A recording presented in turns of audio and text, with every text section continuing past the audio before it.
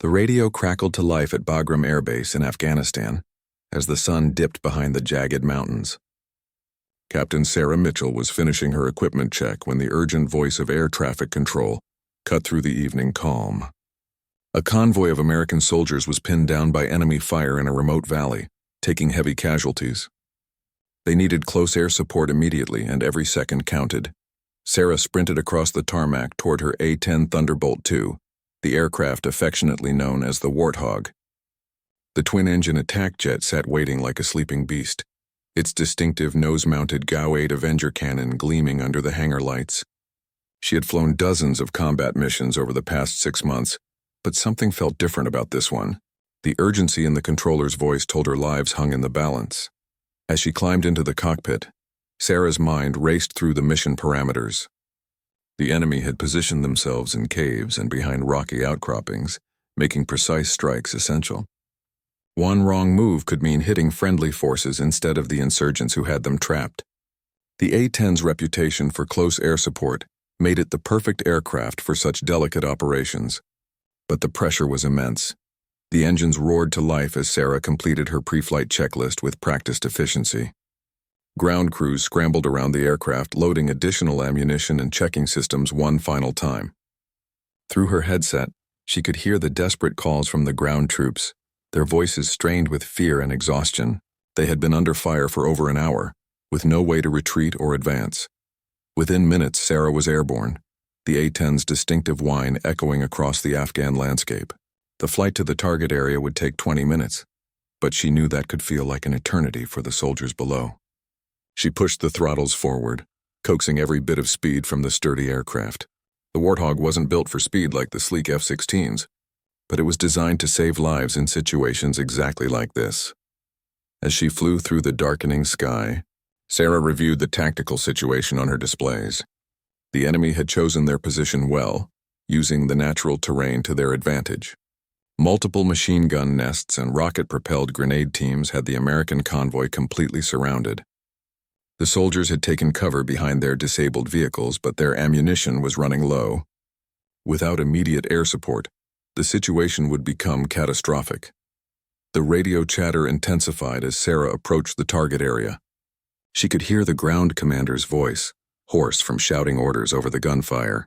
His call sign was Iron Horse 6, and he was coordinating the defense while waiting desperately for air support to arrive. Sarah announced her presence, and the relief in his voice was palpable. Help had finally arrived, but the most dangerous part of her mission was just beginning. Sarah banked the A-10 into a steep turn, beginning her reconnaissance of the battlefield below. The scattered muzzle flashes from enemy positions lit up the valley like deadly fireflies. She could see the convoy's vehicles, some still burning from earlier rocket attacks. The soldiers were hunkered down in whatever cover they could find, completely dependent on her ability to neutralize the threats surrounding them. The complexity of the situation became clear as Sarah studied the terrain. Enemy fighters were positioned dangerously close to friendly forces, requiring surgical precision with every attack run. The margin for error was virtually non-existent. One misplaced round could turn a rescue mission into a tragedy. Sarah took a deep breath and began planning her first attack run, knowing that the lives of 30 American soldiers depended on her skill and judgment. The A-10 sensors locked onto the first target, an enemy machine gun position that had been raking the convoy with devastating fire. Sarah lined up her approach, the aircraft's nose pointing directly at the threat. Her finger hovered over the trigger as she calculated wind speed, altitude, and the precise moment to fire. Everything she had trained for throughout her career had led to this moment, where split-second decisions would determine who lived and who died in the valley below. Sarah squeezed the trigger and the GAU-8 cannon erupted with its signature sound, a thunderous brrrt that could be heard for miles. The stream of 30 mm depleted uranium rounds tore through the rocky outcropping, where the enemy machine gun nest was hidden. Secondary explosions confirmed direct hits on ammunition stores, silencing one of the most dangerous threats to the pinned convoy. Iron Horse 6's voice crackled through the radio with the first good news in hours. The devastating machine gun fire that had kept his men trapped had stopped completely. Sarah banked hard left, already lining up on the second target, while enemy fighters scrambled to reposition themselves. They had expected air support eventually, but the sudden appearance of the A-10 had caught them off guard. The second attack run proved more challenging as the remaining enemy fighters had learned from watching their comrades get eliminated. They had spread out across the valley, making it harder for Sarah to target them without risking friendly fire. She pulled the A-10 into a steep climb, gaining altitude to better assess the tactical situation. The aircraft shuddered as small arms fire from below peppered its armored belly, but the Warthog was built to absorb punishment. Sarah's training kicked in as she identified multiple threats simultaneously. 3 rocket-propelled grenade teams had positioned themselves on the high ground, while 2 more machine gun nests provided covering fire. The enemy had created overlapping fields of fire that made any movement by the ground troops potentially fatal. She would need to eliminate each position systematically, while avoiding the areas where friendly forces were taking cover. The third attack run targeted the RPG teams that posed the greatest immediate threat to the convoy. Sarah dove the A-10 at a steep angle, using the aircraft's excellent low-speed handling to line up precise shots. The cannon spoke again, sending another burst of devastating fire into the rocky positions. This time the enemy was ready with return fire, and Sarah felt the aircraft shake as heavier rounds found their mark. Warning lights flickered on her instrument panel as hydraulic fluid pressure dropped in one of the primary flight control systems. The enemy had managed to damage critical components, but the A-10's redundant systems kept the aircraft flying.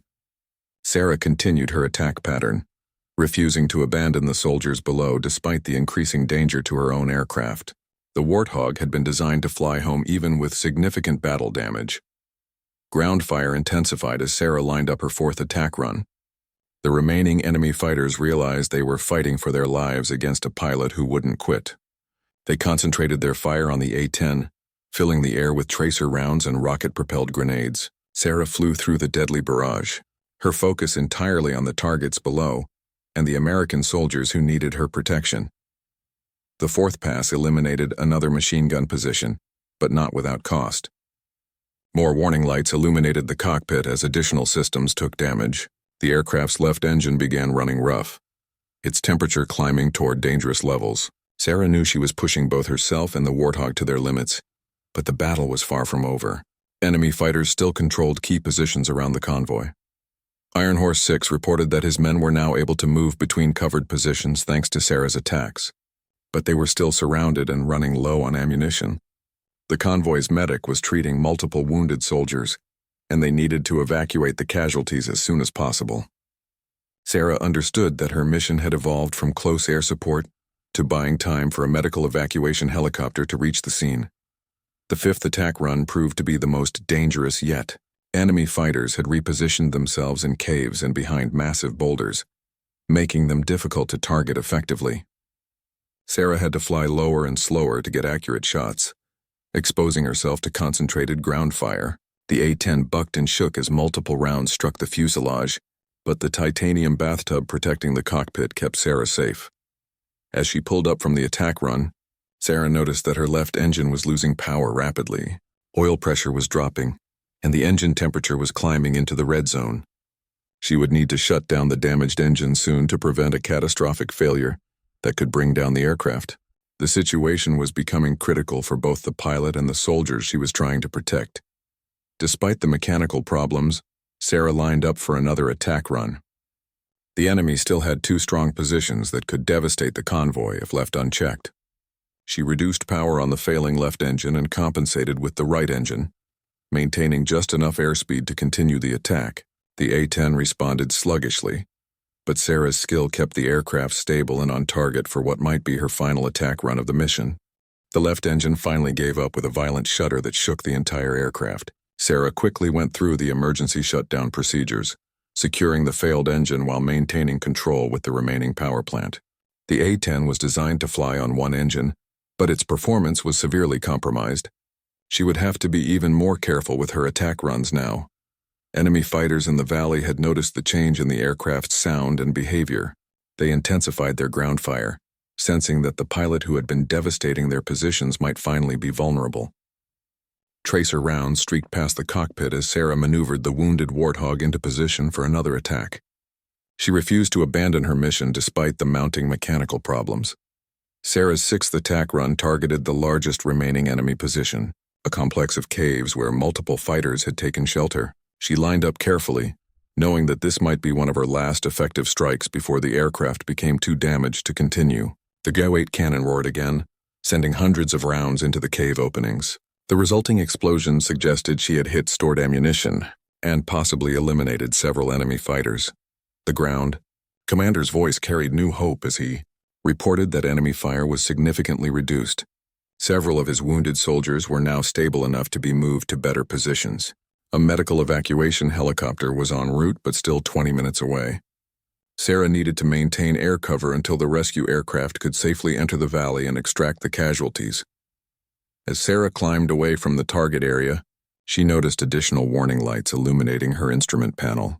The remaining engine was beginning to run hot from the extra workload, and hydraulic pressure was dropping in her flight control systems. The A-10 was living up to its reputation for toughness, but every aircraft had its limits. She estimated she had perhaps 10 more minutes of effective combat capability. The 7th attack run proved nearly disastrous when concentrated enemy fire struck the aircraft's right wing. Sarah felt the Warthog lurch violently to the left as control surfaces were damaged. She fought to maintain level flight while assessing the extent of the damage. The aircraft was still flyable, but its handling characteristics had changed dramatically. Every maneuver now required careful thought and precise inputs. Despite the damage, Sarah managed to eliminate another enemy position with her increasingly erratic aircraft. The soldiers on the ground cheered over the radio as the last major machine gun nest fell silent. However, scattered enemy fighters still posed a threat, and they had begun targeting the landing zone where the medical helicopter would need to touch down. Sarah knew she had to clear those positions or the evacuation would be impossible. The 8th attack run was unlike any Sarah had ever attempted. Flying a severely damaged aircraft on one engine, she had to compensate for damaged flight controls while maintaining accuracy with her cannon fire. The A-10 responded sluggishly to her inputs, requiring her to lead her targets by larger margins and adjust for the aircraft's tendency to drift left due to the wing damage. Ground fire continued to pepper the wounded. Warthog as Sarah pressed home her attacks. Several rounds penetrated the cockpit area, shattering the right side window and filling the cockpit with wind noise and debris. Sarah felt sharp pain in her right arm where glass fragments had cut through her flight suit, but adrenaline kept her focused on the mission. The soldiers below were depending on her to keep fighting. The medical evacuation helicopter finally appeared on the horizon, its distinctive silhouette a welcome sight to everyone involved in the battle. However, the pilot reported that he could see muzzle flashes from enemy positions near the proposed landing zone. He would not risk his crew and medical team unless the area was completely secure. Sarah realized she needed to make several more attack runs to clear the landing zone. With her ammunition running low and her aircraft barely holding together, Sarah began what she knew might be her final series of attacks. The remaining engine was running dangerously hot, and she could smell smoke beginning to enter the cockpit. Oil pressure was fluctuating wildly, and she expected total engine failure at any moment. The A-10 had given everything it had, but she needed just a few more minutes of flight time. The 9th attack run successfully eliminated 2 enemy fighters who had been targeting the helicopter landing zone. Sarah's cannon finally fell silent as her ammunition was exhausted. She had fired over 1,100 rounds during the engagement, far more than a typical close air support mission. The aircraft was now defenseless except for its ability to serve as a distraction for any remaining enemy fighters who might threaten the medical evacuation. The helicopter began its approach to the landing zone. Sarah realized her own situation was becoming desperate. The engine temperature was now well into the danger zone, and she could see flames beginning to lick around the engine compartment. She would need to attempt an emergency landing soon, but her first priority was ensuring the safe evacuation of the wounded soldiers who had been trapped in the valley for over 3 hours. Sarah watched through her cracked visor as the medical helicopter touched down in the valley below. Ground troops rushed to load the wounded soldiers while maintaining defensive positions around the landing zone. The evacuation was proceeding smoothly, but Sarah's own situation was deteriorating rapidly. Flames were now visible streaming from her remaining engine, and she could feel the aircraft losing power with each passing second. The helicopter lifted off with its precious cargo of wounded soldiers, disappearing over the ridge toward the nearest military hospital. Sarah felt a moment of satisfaction knowing her mission had been successful, but that feeling quickly gave way to concern about her own survival. The engine fire was spreading and she needed to find a place to land immediately before the aircraft became completely uncontrollable. Sarah scanned the mountainous terrain below, searching for any flat area large enough to accommodate an emergency landing.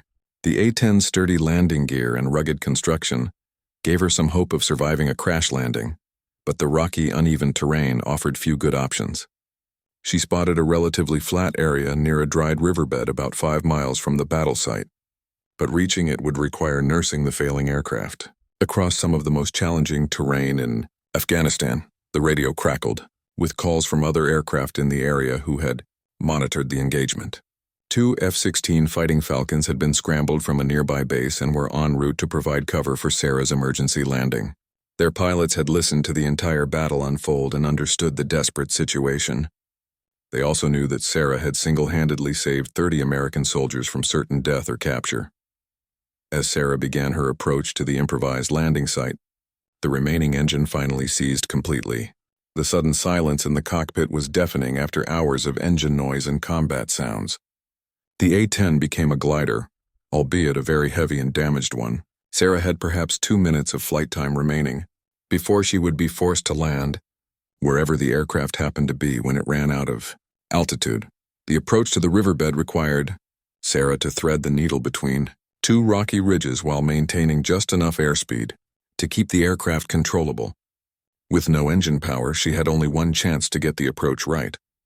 Too fast, and she would overshoot the landing area into the rocks beyond. Too slow, and the aircraft would stall and crash into the mountainside short of the riverbed. Sarah lowered the landing gear and extended the flaps, configuring the aircraft for the slowest possible touchdown speed. The A-10 descended steadily toward the rocky ground as she made minute adjustments to her flight path. She could see loose stones and debris scattered across what she hoped would serve as a runway. The landing would be rough under the best circumstances, but it was her only option for survival. The 2 F-16s arrived just as Sarah was on final approach. Their pilots watched in amazement as she lined up the severely damaged A-10 for what appeared to be an impossible landing. One of the F-16 pilots later said it was like watching someone try to land a flying brick, with half its wings shot off. The skill required to even attempt such a landing was beyond what most pilots could comprehend. Sarah flared the aircraft just before touchdown, trying to bleed off as much speed as possible, before the main landing gear contacted the rocky surface. The impact was tremendous, jolting her violently against her restraint system. The aircraft bounced twice before settling onto the uneven ground, its momentum carrying it forward through a cloud of dust and scattered stones. The landing roll seemed to last forever as the A-10 slid and bumped across the improvised runway. Sarah fought to keep the aircraft straight as it encountered ruts and loose rocks that threatened to send it careening into the surrounding boulders. The nose gear collapsed under the stress, causing the aircraft to pitch forward and slide on its belly for the final 100 yards before coming to rest against a small embankment. For several seconds, Sarah sat motionless in the cockpit, scarcely believing she was still alive. The aircraft was completely destroyed, with fire continuing to consume what remained of the engine compartments. She quickly released her restraint system and began the emergency egress procedures, knowing that the fire could reach fuel tanks or remaining ammunition at any moment. Sarah climbed out of the cockpit and dropped to the ground, just as the first major explosion rocked the aircraft. She ran away from the wreckage as secondary explosions continued to tear apart what had been her trusted Warthog, the aircraft that had carried her through dozens of combat missions and saved 30 lives in its final flight was now nothing more than burning metal scattered across the Afghan mountainside. The F-16 pilots circled overhead, maintaining a protective screen while reporting Sarah's position to rescue forces. They could see her moving away from the wreckage, apparently uninjured despite the violent crash landing. A combat search and rescue helicopter was already en route, guided by the F-16s who had witnessed the entire incredible sequence of events. As Sarah waited for rescue, she reflected on the mission that had just concluded. She had taken off that morning as just another pilot on routine duty, but circumstances had demanded everything she and her aircraft could give. The A-10 had performed magnificently, even while absorbing tremendous damage, living up to its reputation as the most survivable aircraft in the Air Force inventory. Now she faced the challenge of explaining how she had managed to land a burning, engineless aircraft in terrain that should have been impossible to survive. The combat search and rescue helicopter arrived within 30 minutes, its crew amazed to find Sarah sitting calmly beside the still burning wreckage of her A-10.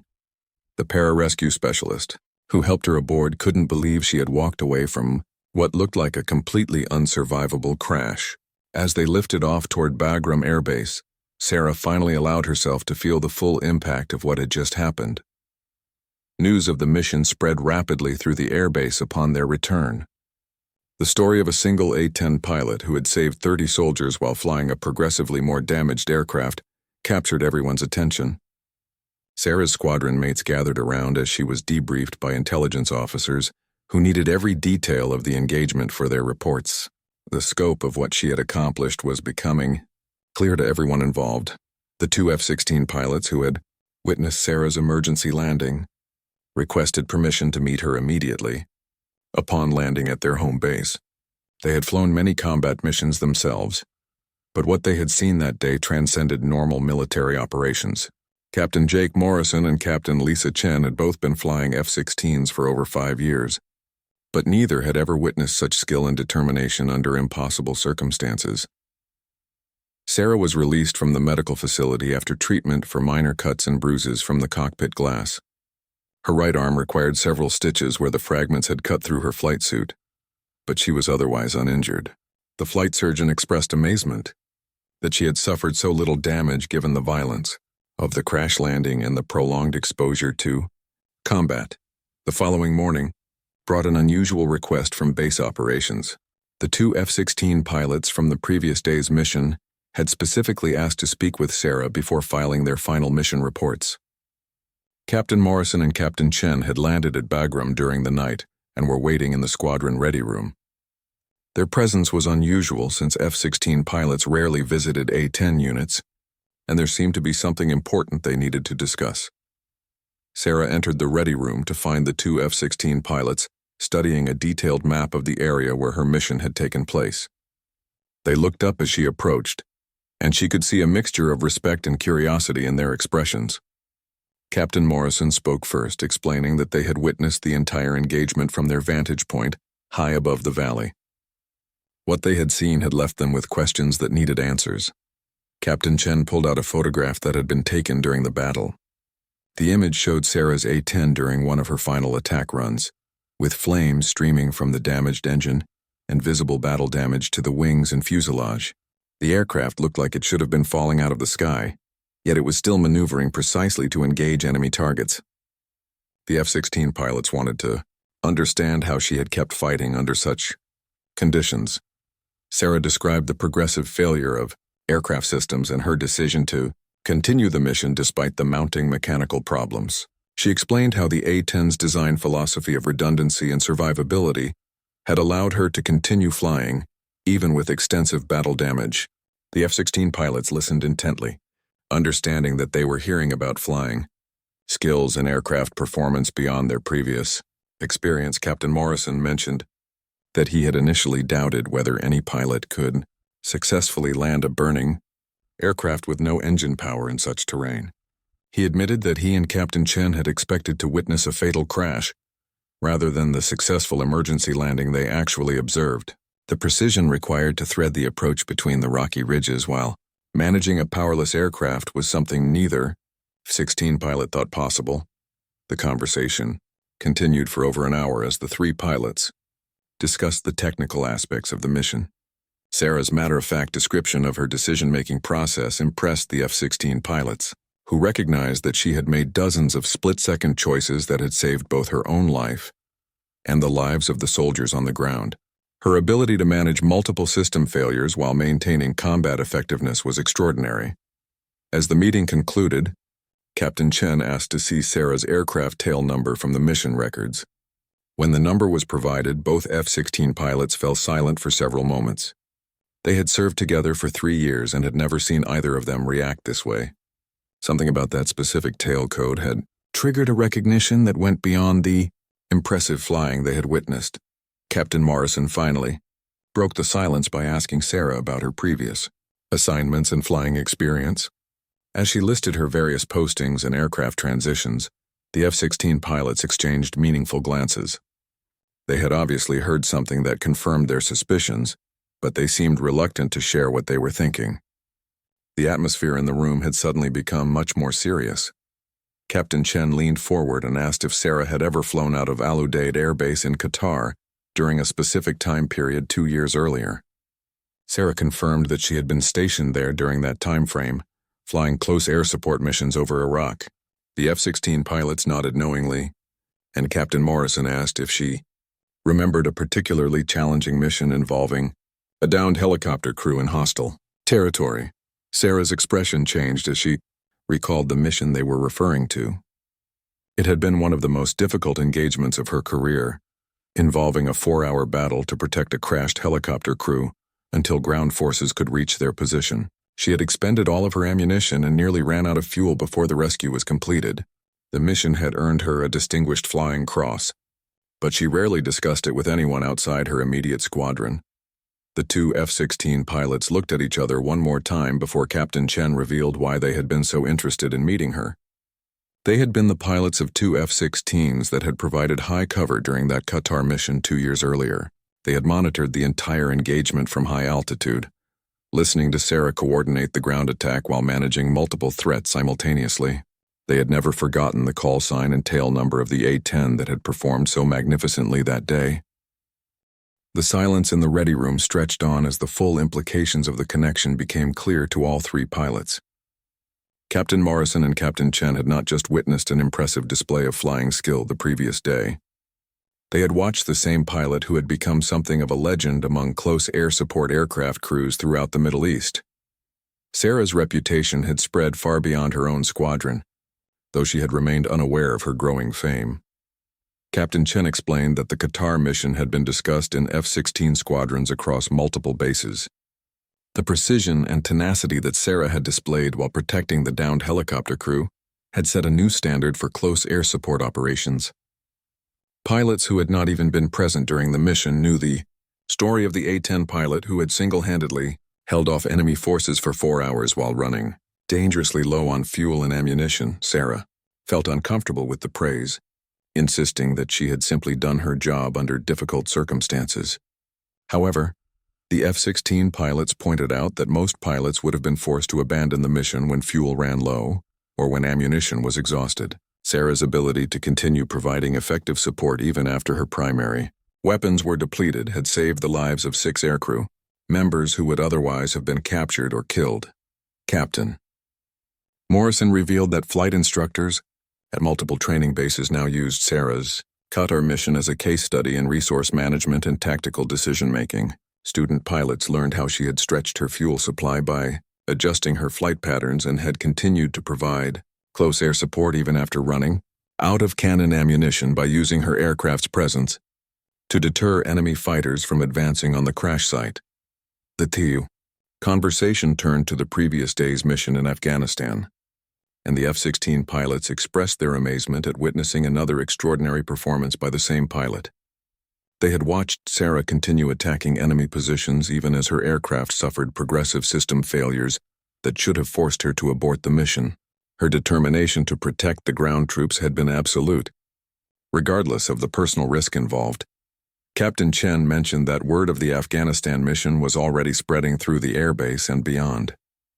The combination of Sarah's tactical skill, her ability to manage severe aircraft damage, and her successful dead-stick landing in impossible terrain had created another story that would be told for years to come. She had established herself as one of the most capable close air support pilots of her generation. Sarah learned that her aircraft's tailcode had become well known among pilots throughout the theater of operations. When other aircrew heard that specific call sign on the radio, they knew they were listening to someone who could be counted on to deliver results under any circumstances. The F-16 pilots admitted that they had felt more confident about the previous day's rescue operation once they learned that Sarah was providing air support.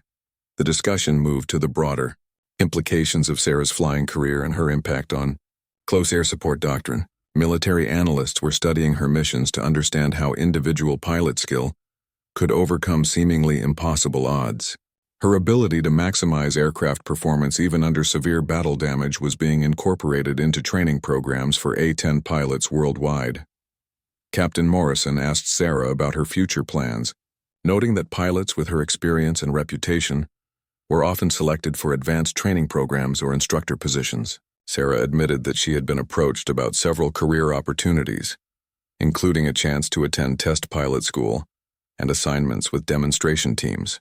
However, her primary focus remained on operational flying and supporting ground troops in combat. The three pilots spent additional time discussing the technical aspects of both missions, with Sarah providing detailed explanations of her decision-making processes during critical moments. The F-16 pilots gained new insights into A-10 operations and close air support tactics, while Sarah learned about the high-altitude perspective that the F-16s had provided during both engagements. As their meeting concluded, Captain Chen presented Sarah with a photograph that had been taken during the Afghanistan mission. The image showed her damaged A-10 silhouetted against the mountains while making one of her final attack runs. The aircraft's battle damage was clearly visible, making her continued operation of the aircraft seem even more remarkable.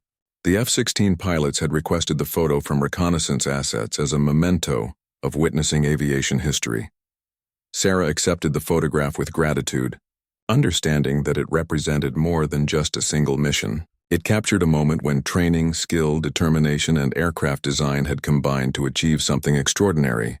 The image would serve as a reminder of what could be accomplished when pilots and their aircraft were pushed to absolute limits in service of protecting others. The meeting ended with mutual expressions of respect among the three pilots. Captain Morrison and Captain Chen returned to their home base with a deeper appreciation for close air support operations and the pilots who flew those missions. Sarah remained at Bagram, where she would continue flying combat missions while unknowingly adding to a reputation that had already made her one of the most respected pilots in the Air Force. Word of the connection between the two legendary missions continued to spread throughout military aviation circles. Sarah's tailcoat had become synonymous with exceptional performance under impossible circumstances. Future generations of military pilots would study her missions as examples of what could be achieved through skill, determination, and an unwavering commitment to protecting those who depended on air support. The legend of the A-10 pilot who never quit had grown beyond anything Sarah could have imagined when she first climbed into a Warthog cockpit years earlier.